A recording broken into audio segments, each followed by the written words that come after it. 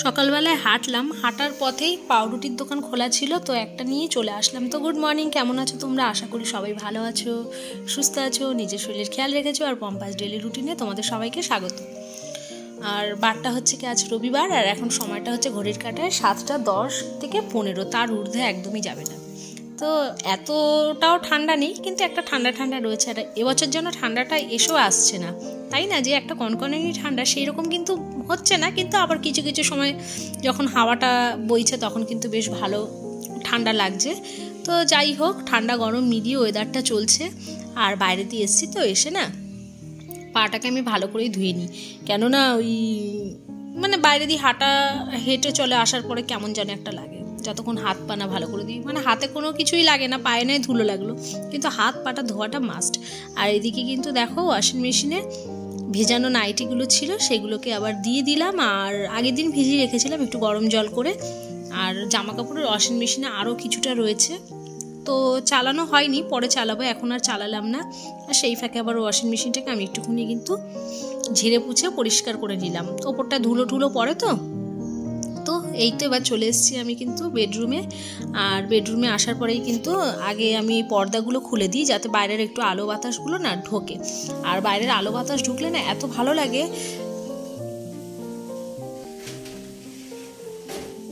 তো যাকগে, এদিকে বাইরের আলো বাতাসটা তো ঘরে বেশ একদম ঝাঁ চকচকে করে ঢুকছে। তো আমি না ভাবলাম আজকে এই খাটের মাথার ওপরটাকে একটু পুছে টুছে পরিষ্কার করে নিই। আর এইখানটা না বড্ড ধুলো ধুলো পড়ে যায়। আর আমি তো এইখানটায় তো এই বালিশ টালিশগুলো রাখি, যদি একটু ধুলো থাকে না তাহলে আর নোংরা হয়ে যাবে বালিশগুলো, আর দেখতে বড় বিচ্ছিরিও লাগে। যদি এমনি স্বচক্ষে যদি দেখি তাহলেই খারাপ লাগে, ক্যামেরার দ্বারা হয়তো অতটা বোঝা যায় না, কিন্তু এসে যখন এই দাঁড়াই ঠাড়াই আমি এই জায়গাটা যদি একটু হালকা ধুলো থাকে বা হাতে লাগে না, তখন আর জামা কাপড় শোকাতেও ইচ্ছা করে না, আর এখানটা এই বালিশ টালিশগুলো রোদে দিতেও ইচ্ছা করে না। আর আমি তো ছাদে যাই না কোনো সময়, আমি এই বালিশ আমার যা আছে ঘরের রোদে দেবার, এই জানলা দিয়ে যা রোদ ঢোকে তোমরা বুঝতেই পারছো, আমি কিন্তু এখানটায় রোদে দিই। আর এক গাদাগুচ্ছ মোজা ছিল জানলার ওপরে শুকিয়ে রেখেছিলাম, ওগুলো যা রোদ খাবার খেয়ে নেয়, আর ওগুলোকে আবার জায়গার মতো জায়গার জিনিস জায়গায় রেখে দিয়ে। আর চলো একদম কিন্তু এই ফাঁকে ড্রেসিং টেবিলের ওই মাথাটাও পরিষ্কার করে নেব। এত বিরক্ত লাগে না কি বলবো। আর ওই ড্রেসিং টেবিলের এই কথা বলছি, ওপরটা যদি এরকম থাকে না, খুব বিরক্ত লাগে। একটুখানি যদি হাইটটা উঁচু হতো না এই কাচের পাল্লাটা, তাহলে হয়তো আমাকে প্রতিদিন এগুলোকে সরিয়ে মুছে আবার রাখতে হতো না। আর আমি না ড্রেসিং টেবিলের পাল্লাটা একদম খুলতে পারি না, কোনো জিনিস থাকলে সবসময় ক্লিন করে রেখে দিতে হয়, তাহলে যদি ড্রেসিং টেবিলের পাল্লা ঠাল্লাগুলো আমি খুলে ব্যবহার করতে পারি, না হলে না, একদমই না। তো যাই হোক, জায়গার জিনিস জায়গায় সব গুছিয়ে টুছিয়ে রেখে দিচ্ছি, চিরুনি টিরুনি যা যা আছে না সব কিছুই। আর কি বলো তো, প্রতিদিনই না কিছু জিনিস লাগে, আমি যদি যত আমি ভেতরে ঢুকিয়ে রাখি না কেন, ওই যখন ব্যবহার করি না তখন সেই বাইরে চলেই আসে, আর তার সাথে সাথে রাখাও হয় না। আমি ব্যবহার করি, তারপর রনির পাপা ব্যবহার করে, রনি ব্যবহার করে, আমার শাশুড়িমা ব্যবহার করে। তো জিনিসগুলো না ভেতরে রাখলেও আবার সেই বাইরেই চলে আসে।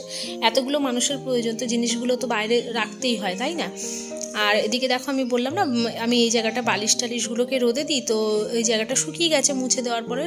আর ওই যে জানলার যে কাচের যে স্লাইডিংয়ের চ্যানেলগুলো আছে, ওই জায়গাটায় যদি আমি না মুছি, ওই একবার যদি নোংরা টোংরা ঢুকে ওই জায়গাটা বসে যায় না, তখন আর ওইটা পরিষ্কার করতে খুব কষ্ট হয়।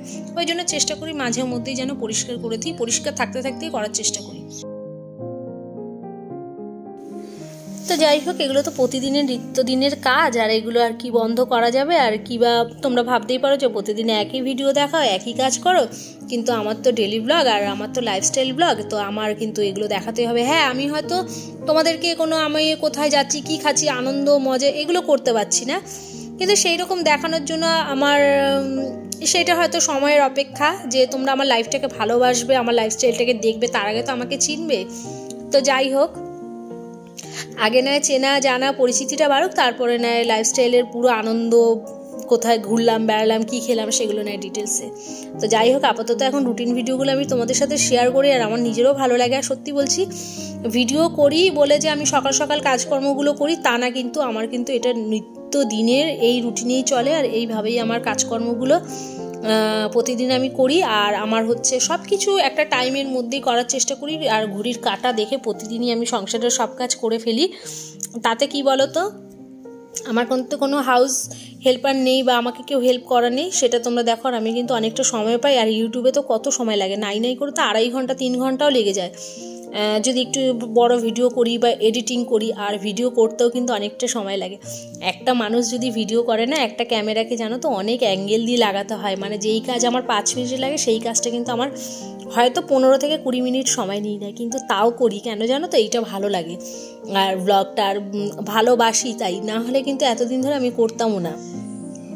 কেন আমার যে এরকম মানে আমার ভিউজ আসছে কি কিছু দেখো, আমি কিন্তু আমার সাথে সাথে অনেকজনকে দেখেছিলাম চ্যানেল ক্রিয়েট করতে। আর তো যাই হোক, এখন তারা আর ভিডিও আমি দেখছি দেয়ও না। মাঝে মধ্যে চলে আসে তাদের ভিডিও, আমার ব্রাউজে চলে আসে, তো তখন দেখি আর তাদের ভিডিও 1 বছর আগে 6 মাস আগে তারা দেয়ও না। তো যাই হোক, সব কিছু করার আগে কিন্তু কাজ করতে হলে কিন্তু সেই কাজের প্রতি ভালোবাসাটা অতি অবশ্যই লাগবে। আর শুরুটা তো করি, কি সাকসেস পেলাম না পেলাম কবে হলো সেটা নয় পরের কথা, আগে শুরু করি, শুরু করে তো দেখি, শেষটা নয় পরে, আগে শুরু হলে তো তার একটা শেষ আছেই। তো যাই হোক, আর খুব তাড়াতাড়ি কিন্তু কাজবাজগুলো সেরে নিলাম। আজ রবিবার, আর রবিবারে আমি আজকে এখনও টিফিন কিছুই বানাইনি, ঘরের সমস্ত কাজকর্মগুলো সেরে ফেলছি। আর ঘরটা মোছা হয়ে গেলে দেখবে অনেকটাই কিন্তু শান্তি স্বস্তি দুটোই লাগে। কেন ঘর মোছা হয়ে গেলে ঝট করে ঠাকুর পুজোটা হয়ে গেলেই দেখবে, আর শীতের দিনে বিশেষ করে স্নান করে নিলে, ঘর মুছলাম, স্নান করলাম, ব্যাস পুজো দিয়ে দিলাম, সংসারের মনে 90 ভাগ কাজ আমার শেষ। আর এদিকে দেখো, আমি কিন্তু স্নান করেছি, আর আজকে না মাথায় শ্যাম্পু করেছি, করার পরে এবার ওই পুজো দেওয়া হয়ে গেছে। আমি তারপরে এখন চুলটুলগুলোকে বাঁধছি। আমি পুজো দিই যখন না, তখন আমি ওই চুলটুলগুলো কোনো মানে কিছু আমি ছোঁয়াছুঁই করি না। আর আমার পুজো দেওয়ার জন্য একটা আলাদা সম্পূর্ণ নাইটি আছে, সেটা আমি পুজোর কাজেই ব্যবহার করি। তো সব রেগুলারের নাইটি পরে আমি পুজো দিও না। আর এদিকে তো চলো, এবার কিন্তু চলে এসেছি, আর ঝটপট করে খুব তাড়াহুড়ো করে কিন্তু রনির পাপাকে খেতে দিলাম। আর এবার বাকি আছে আমার শাশুড়ি মা আর আমি। তো শাশুড়ি মায়ের জন্য পাউরুটি সেকে নিচ্ছি, ডিম সেদ্ধ করেছি, কলা আছে, তো ওটা দিয়ে খেতে দিয়ে দেবো। আর আমিও তাই করবো ব্রেকফাস্টে। আর তো একটু দুধ চা আছে, কেন আজকে রবিবার, আর রবিবার দিনকেরা দেখবি একটু অন্যরকম থাকে, মানে খুব তাড়া লাগে। আর যদিও বা রবিবার, কিন্তু আমি কোনোরকম দেরিও করে উঠিনি। আর মানে আমি শুয়ে বসে থাকতে ইচ্ছা করলেও আমি থাকি না। কেন বলো তো, একটা সময়ের পর গিয়ে দেখি না আমার কাজ হয়তো দেরি হয়ে যাচ্ছে, আর তারপরে হচ্ছে আমি সময় পাচ্ছি না, এরকম একটা হয়ে যায়। আর যারা টাইমের মধ্যে দেখবে প্রতিদিন কেউ যদি একটার সময় রান্না কমপ্লিট করে না, সে যদি একটার জায়গায় 2টো বেজে যায়, তখন কিন্তু তার মাথা খারাপ হয়ে যায়। আবার কেউ যদি 9টায় রান্না শেষ করে না, সেই রান্না যদি 10টা বাজে বা 10:30 বাজে, তখন মনে হয় দেখবে তার কাজও কিন্তু পিছিয়ে যায়, এরকম হয় তো। আর দেখি কি বাজার টাজার এনেছে, টিফিন তো খাওয়া হয়ে গেছে। চুলটাকে একটুখানি শোকালাম রোদ্রে, কিন্তু চুলটা শোকাচ্ছে না, একটু নিচে যাব, নিচে খুব ভালো রোদ পড়ছে রাস্তাটা, তো একটুখানি ওই 10-5 মিনিট দাঁড়িয়ে নিচ থেকে চলে আসবো। আর তার আগে আমি আমার শাশুড়ি মাকে বলছি, লাউ না এটা কি জানো চাল কুমড়ো, তো বলছে না, এদিকে দেখো কাটা বেগুন এনেছে। আমি বলছি যে আমি 20 বছর ধরে সংসার করছি, এখনো অবধি আমি সবজি চিনতে পারলাম না। তো এই বলে হাসাহাসি হচ্ছিল এই যে লাউটা দেখে, আমি এটা চট করে বুঝতে পারিনি।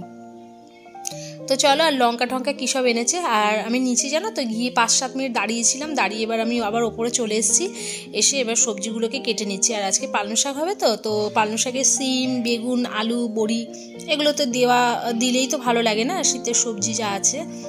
আর পালং শাকটা বেশ ভালোই লাগে। আর ওইদিকে দেখো আলু ছাড়িয়ে রেখে দিয়েছি। তো আর আজকে কোনো চিকেন করবো না, আজকে মাছ রান্না করব। কেন রনিও বললো মা খেতে ইচ্ছা করছে না, ও বলছে চিকেন খেতে ইচ্ছা করছে না, মানে ইচ্ছা করছে না, তো ব্যাস আর আনতে হবে না।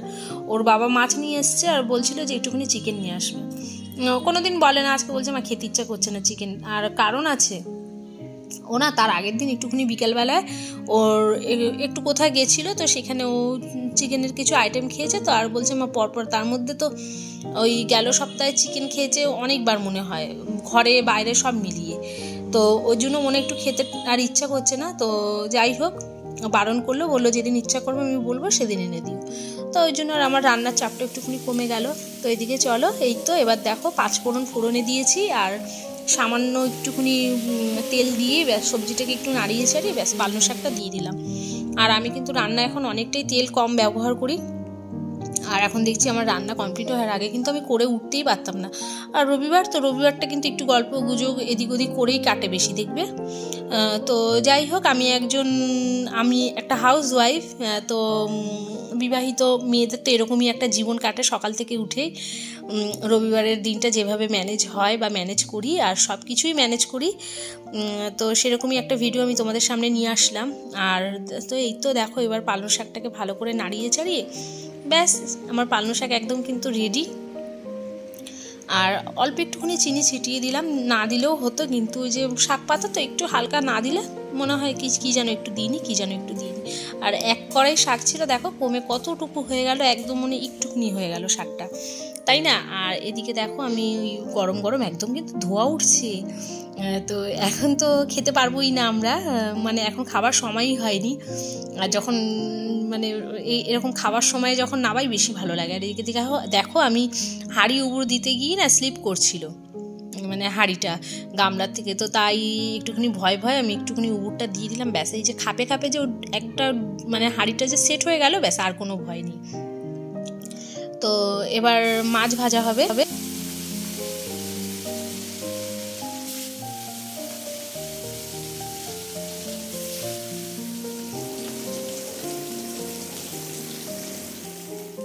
আর মাছ ভাজাটা মানে করতে গিয়ে একটু তেলটা বেশি দিয়েছিলাম, কেন আমরা না একটু ছাকা তেলেই মাছ ভাজা করি, কম তেলে মাছ ভাজলে আমাদের ঘরে কেউ খেতে চায় না।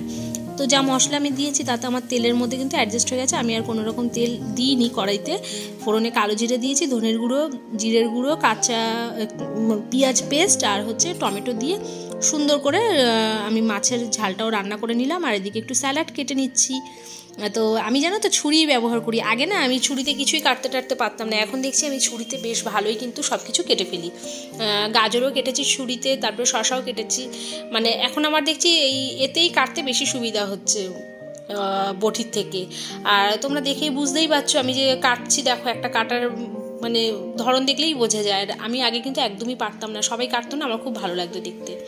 তো চলো, এই তো ঝোলও ফুটে গেছে, গরম জল দিয়েছিলাম যেহেতু, তাও সময়টা একটু কম লাগলো। তো দিয়ে দিচ্ছি এবার মাছের ঝোলের মাছগুলো দিয়ে দেবো, দিয়ে একটুখানি 2-5 মিনিট ফুটিয়ে ব্যাস, তাহলে আমার মাছের ঝোলও কমপ্লিট, ওদিকে শাক রান্না হয়ে গেছে, আর এদিকে হচ্ছে আমার স্যালাডও কাটা হয়ে গেছে। তো এক এক করে আমার কিন্তু সব কাজই কমপ্লিট হলো। আর ফাঁকে আমার বাসনটাও মাজা হয়ে গেছে। বাসনটা মাজাটা আমি শেয়ার করিনি তোমাদের সাথে, কিন্তু কোনো বাসন নেই জানো। আর সকালবেলা যাই কম টিফিন খাই না খাই, দেখছি বাসন কিন্তু অনেকটাই পড়ে, আমার তো খুব বাসন পড়ে। তো এদিকে চলো এবার মাছটাকেও নামিয়ে নিলাম কড়াই থেকে। ব্যাস এবার ওই কিচেনটাকে ভালো করে একটু লাইজল দিয়ে মুছে পরিষ্কার করার পরে একটু বসে থাকবো। এবার রানীর পাপা যখন আসবে তখন খাবো, খেতে দেবো। তো এই করেই কিন্তু রবিবারটা মোটামুটি একটা মর্নিংয়ের যে কাজকর্মগুলো বা রুটিন বলো সেটাই তোমাদের সাথে আমি শেয়ার করলাম। আর আগের দিনের আমুদি মাছের একটু ঝাল আছে, আমি আমুদি মাছ কেটেছিলাম, তো ঝাল না ওটা চচ্চড়ি। তো চলো ওর এই করেই আজকের ভিডিওটা আমি এই পর্যন্তই তোমাদের সাথে শেয়ার করলাম। আর ভিডিওটা কেমন লাগলো তোমরা নিশ্চয়ই একটা কমেন্ট করে আমাকে নিশ্চয়ই জানাবে, আর যদি ভালো লেগে থাকে একটা লাইক অতি অবশ্যই দেবে। তো চলো বন্ধুরা, টাটা, ভালো থেকো, সুস্থ থেকো, নিজের শরীরের খেয়াল রেখো।